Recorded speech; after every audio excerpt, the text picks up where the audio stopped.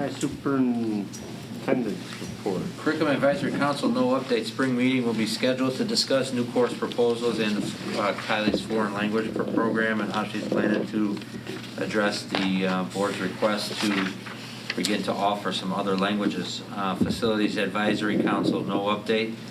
Spring meeting will be scheduled to discuss summer work and annual facility rental agreement review. That usually will take place in May. Finance Advisory Council, no update. Our next meeting will be in May to begin to review the tentative budget. Personnel Advisory Council met this past week to review the staffing report. We also went through our comparison with enrollment projections and how we've done with staffing. So the board saw that thorough report tonight. Policy Advisory Council, Dr. Smetana, Mike Connors, and Legal Counsel are working on the Student Online Personal Protection Act, the SOPA, which takes place, I believe, June 1st or July 1st? July 1st. July 1st. So basically, that's an online. We have to have protections in place for all the different companies we have online services with, Skyward, any kind of apps that we're using that have collected student information. So this is a new law that's been put in place, and we're working closely with legal counsel to address that. And then finally, purchase, sale, or lease of land Advisory Council. You see there's an article posted today in the Landmark. So I would say they didn't break down. I just think at this point we're at a stalemate where the zoo is kind of indicated that they're done discussing this. If for the board remembers, back in July we were ready to bring the CEO of the zoo, Dr. Straw, to the Board of Education meeting to memorialize an agreement we had reached over the summer where we would address, the school would have addressed both parking and the south entrance, adding an additional lane at the expense of the school. In return, the school would have had sole access to the field so that we would, fixing the zoo's problem of not having any paved parking spaces and also addressing the school's need of not having to get on a bus to go to different parks to play a lot of our spring sports.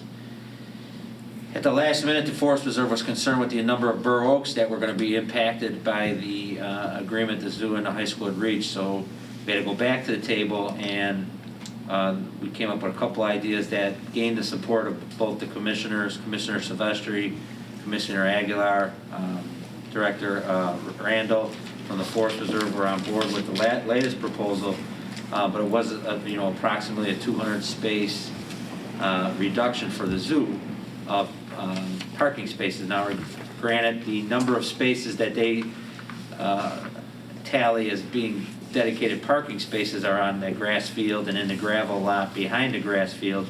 So there are no paved lines, there are no lane markings or anything to identify if that's an accurate number or not. I'm assuming that's a number they've filled when they're at max capacity. The benefit would have been having 618 paved spots and the additional queuing lane. And so we were willing to reduce the field size, so that would have been just one universal baseball and softball field and can serve as an auxiliary athletic field in the winter or this fall. But at this time, the zoo felt that unless they can get to 800 spaces, 851 to be exact, that it was not in their best interest to continue these discussions. So definitely a little setback. We've spent probably the last 4 or 5 years since the board approved that money. So we have a couple things to do. I'll be pulling together the Purchase and Advisory Council, which is Ms. Zalis and Mr. Durkin, to meet with myself and Mr. D'Alcondro from Westbrook Consulting, just to kind of see what our next steps are. If we fail to reach an agreement with the zoo, eventually by next year the board is going to need to decide what actions they'll want to take with that dedicated money. As if we were unable to reach a thing with the zoo, that was specifically discussed at that time with the Board of Education, that if we're not able to reach that and there is not an emergency like a pension cost shift, it would not be applied to just general operating expenses. And so that's something the board has to see if there's are there other projects that we could pick up, or is there a way that we can maybe address these needs with another municipality somewhere close? I don't know. We have to kind of lay all that out. That's kind of where we're at right now. Even though the zoo feels they're at a point where the discussions have reached kind of the end or a stalemate. You know, I wouldn't say stalemate because it's not necessarily bargaining. I mean, it's their property. And so we're trying to create every solution that they were asking us to accommodate, we were trying to accommodate while still meeting the needs of the forest preserve and the zoo. So we'll have to revisit this again and see if there's another angle to pursue.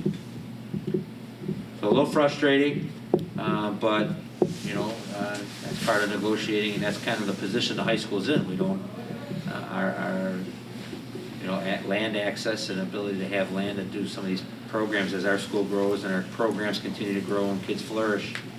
We're going to have to find possibly another venue for that. That money is life safety. It's not ed fund money. No. That money was $3 million from the bond. is a working cash bond. And the discussion that occurred in September of 2017 when they approved it, the board was very adamant that there was a lot of talk at that time about a pension cost shift. And so what they were concerned about is just passing a general working cash bond and just having it sit in the working cash and use it for deficit spending or general operational expenses. So, I mean, particularly Mr. Smithy, I was Dr. pretty King, adamant about it. pretty If we don't adamant. use it, we'll give it back to the taxpayers.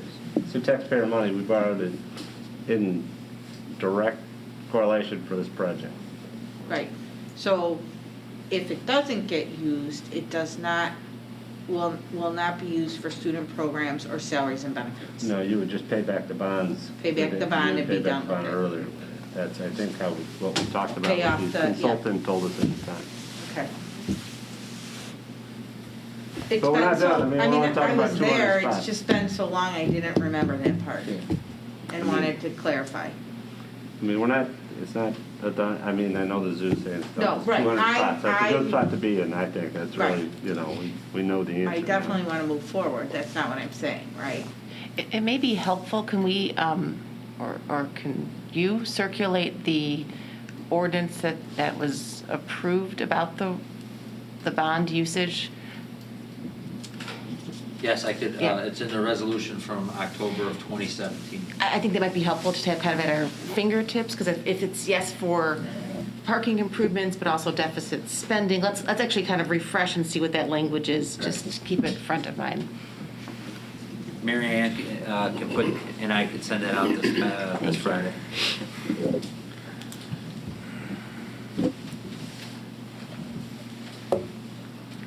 That's all I have for superintendent report.